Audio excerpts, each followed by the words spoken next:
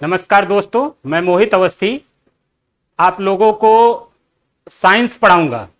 और जैसा कि आप जानते हैं कि आपके एसआई का एग्जाम होने वाला है। एसआई का एग्जाम होने वाला है, तो एसआई को ध्यान में रखते हुए जो क्वेश्चन आपसे पूछे जा सकते हैं उनको चैप्टर वाइज हम लोग यहां पर क्लियर करेंगे।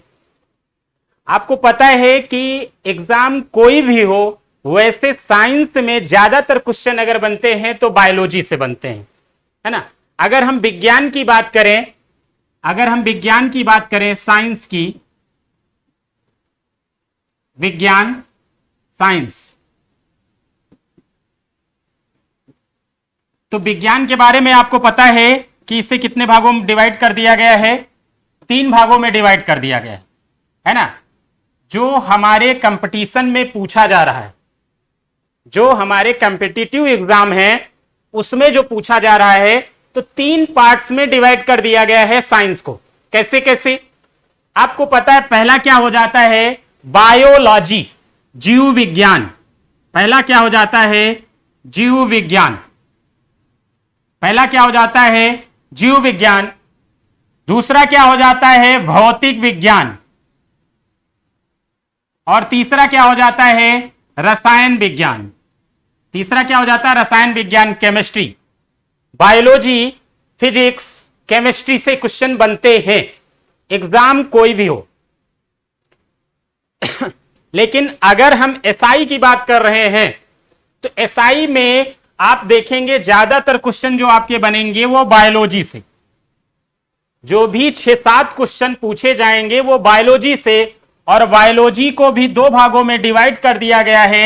एक क्या हो जाता है आपका? जूलॉजी, जिसे क्या कहते हैं? जंतु विज्ञान, जिसे क्या कहते हैं? जंतु विज्ञान। और दूसरा क्या हो जाता है? वनस्पति विज्ञान, मतलब बॉटनी। दूसरा क्या हो जाता है? वनस्पति विज्ञान, मतलब बॉटनी।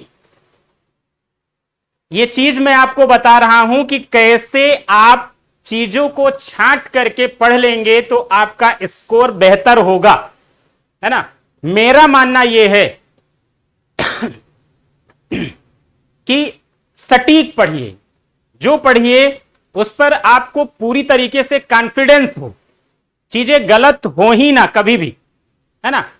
तो बहुत कुछ पढ़ भी लिए और पता चल रहा है एग्जाम के समय सब कुछ भूला हुआ है, 5-5 की स्थिति, वो आपको नहीं करना है ना। तो इसलिए सिलेक्ट कर लेना है। सिलेक्शन तभी पाओगे जब आप सिलेक्ट करके पढ़ना सीख जाओगे।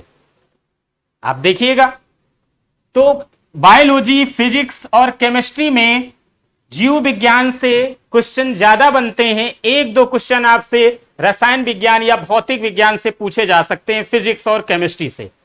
इस बायोलॉजी को, जीव विज्ञान को भी जूलॉजी और बॉटनी में डिवाइड कर दिया गया है। ज्यादातर क्वेश्चन आपके कहां से बनेंगे? जूलॉजी से बनेंगे, जंतु विज्ञान से बनेंगे।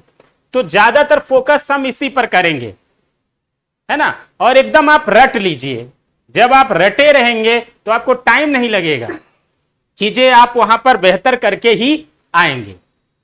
अब ध्यान दीजिएगा, इसमें जैसे जंतु विज्ञान या जीव विज्ञान की हम शुरुआत करेंगे तो सेल चैप्टर है, पढ़ेंगे, है ना, आपके एसआई के एग्जाम के हिसाब से। उसके बाद टिश्यू है, पढ़ेंगे। फिर न्यूट्रिशन पढ़ेंगे। न्यूट्रिशन में क्या है? जैसे protein, vitamin, fat, carbohydrate, minerals, water. उसके बाद डाइजेशन पढ़ेंगे।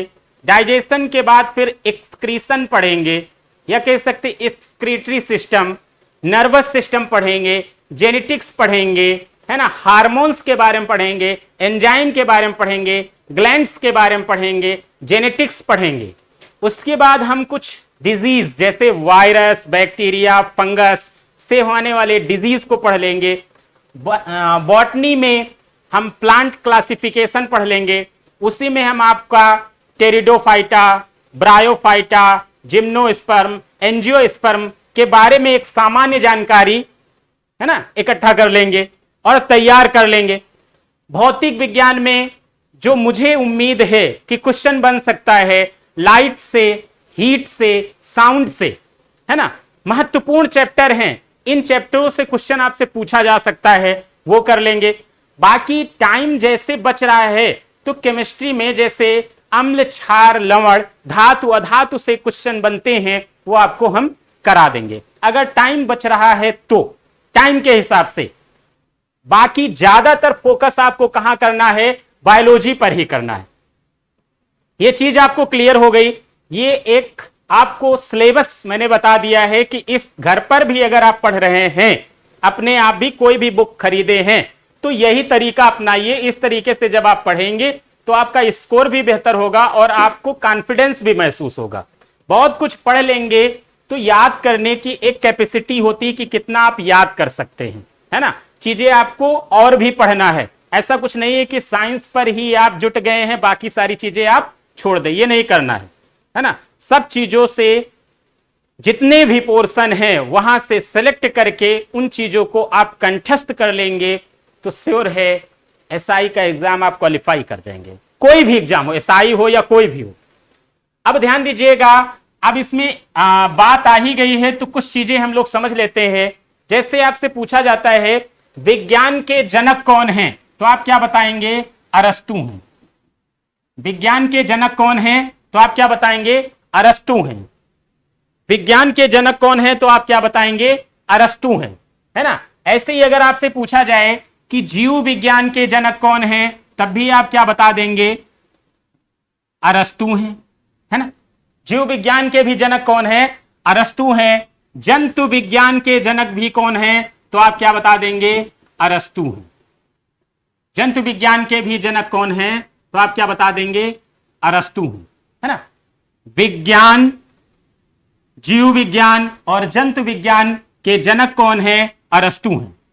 अगली चीज याद रखिएगा, वनस्पति विज्ञान के जनक, तो वनस्पति विज्ञान के जनक कौन है तो आप क्या बताएंगे, थियोफ्रेस्टस।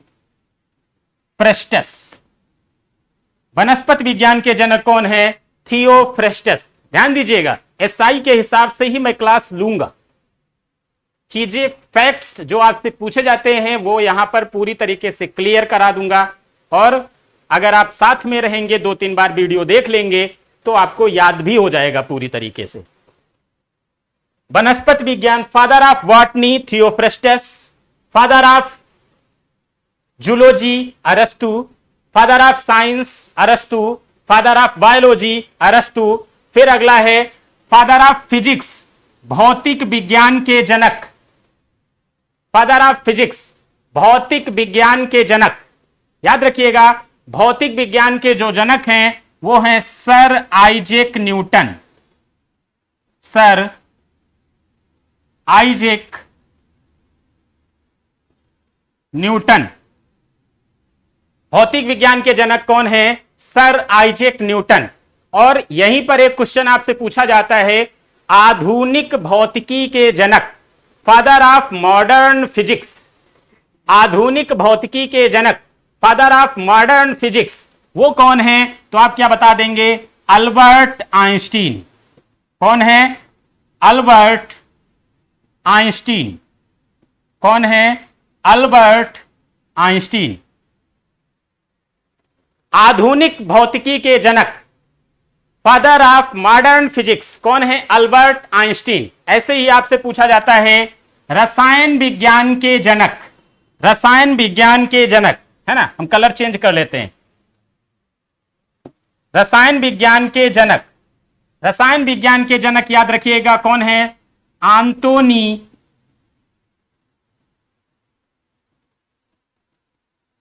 लेवासिए।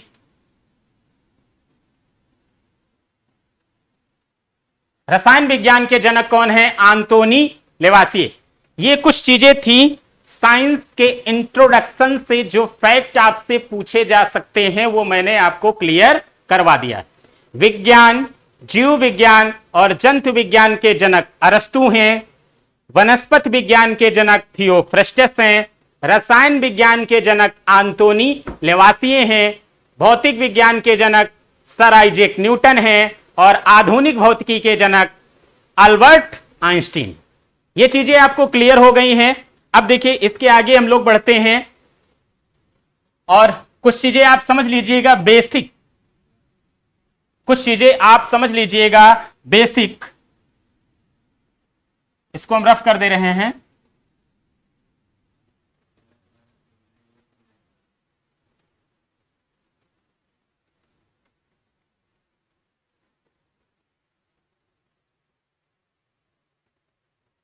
अब देखिए, हमने बात की है बायोलॉजी की,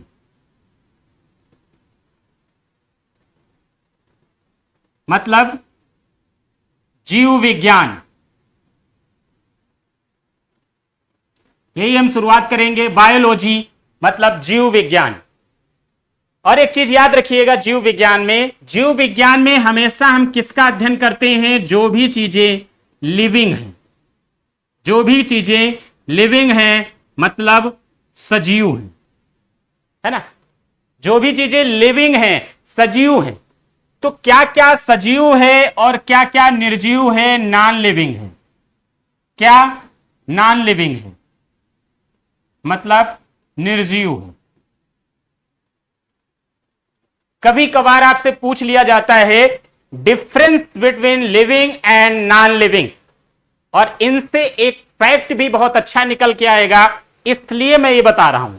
ये चीज क्लियर रखिएगा कि बायोलॉजी में हम लिविंग्स की स्टडी करते हैं, चाहे वो बॉटनी से प्लांट्स की हो या जूलॉजी से एनिमल्स की हो। दोनों में क्या है? जीवन होता है। दोनों क्या है? सजीव हैं, लिविंग हैं। तो लिविंग जैसे हम लोग क्या है? लिविंग हैं, पक्का क्लियर है, कंफर्म है।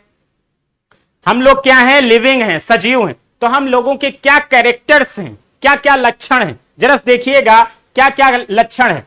जैसे भाई, जो कुछ काम हम लोग कर रहे हैं वो किस लिए कर रहे हैं? भोजन के लिए।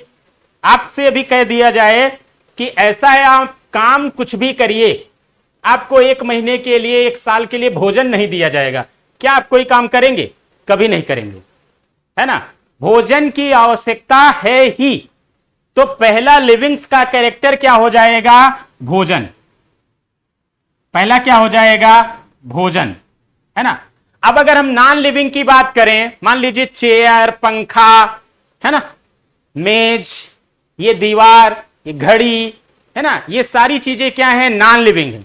क्या कभी आप इन सब चीजों को कुछ खिलाते पिलाते हैं? चॉकलेट खिलाते हैं या दाल चावल रोटी सब्जी बना खिलाते हैं? नहीं ना, नहीं खिलाते हैं।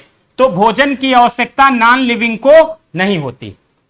नॉन लिविंग को भोजन की आवश्यकता नहीं होती। और एक बात सोचिए, लिविंग्स का दूसरा कैरेक्टर क्या हो सकता है?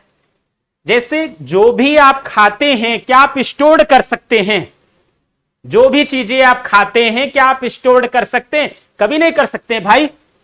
खाएंगे तो बाहर निकालना पड़ेगा, पानी पिएंगे बाहर निकालना पड़ेगा, पसीने के माध्यम से, यूरिन के माध्यम से, सॉलिड वेस्ट के माध्यम से हम क्या करते हैं? एक्सक्रीशन करते हैं। एक्सक्रीशन को हिंदी में क्या कहते हैं? उत्सर्जन। तो दूसरा पॉइंट क्या हो जाएगा? उत्सर्जन। लिविंग्स की एक क्वालिटी क्या हो गई कि वो एक्सक्रीशन करते हैं, उत्सर्जन करते हैं।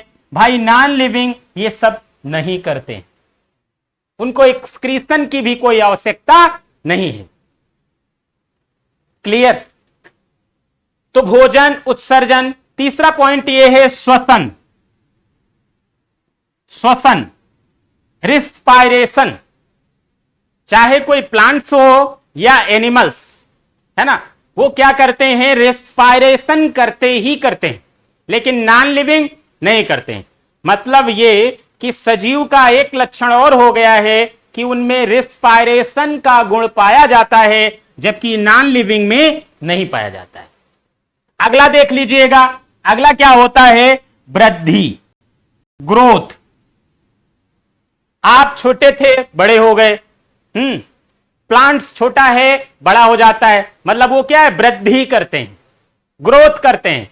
और आपकी दीवार, घड़ी या कुर्सी या मेज कभी देखे हैं कि कल 3 फीट की हो, परसों जो 6 फीट की हो जाए? वृद्धि कुछ होता है? नहीं होता है ना। तो कहने का मतलब क्या हुआ कि नॉन लिविंग में वृद्धि नहीं होती, लिविंग में वृद्धि होती। साथ में प्रजनन। अगला क्या हो जाएगा? प्रजनन, रिप्रोडक्शन। रिप्रोडक्शन जो होता है वो लिविंग में होता है, लेकिन नॉन लिविंग में नहीं होता है। ये है लिविंग और नॉन लिविंग के बीच में अंतर। लेकिन एक ऐसा है, एक ऐसी व्यवस्था है, या कह सकते हैं ऐसा है जीव ही कह सकते हैं, जिसमें लिविंग और नॉन लिविंग दोनों के गुण पाए जाते हैं, और वो है क्या? वायरस। वो है क्या? वायरस। हिंदी में विषाणु। हिंदी में क्या कहते हैं? विषाणु। वायरस में लिविंग और नॉन लिविंग दोनों के गुण पाए जाते हैं। वायरस में क्या होता है? लिविंग और नॉन लिविंग दोनों के गुण पाए जाते हैं। भाई जरा से यह भी बता दो कि कैसे वायरस लिविंग है और कैसे नॉन लिविंग। कैसे वायरस लिविंग है और कैसे नॉन लिविंग है। अब देखिए, वायरस नॉन लिविंग इसलिए है, वायरस नॉन लिविंग इसलिए है क्योंकि वायरस के क्रिस्टल बनाए जा सकते हैं।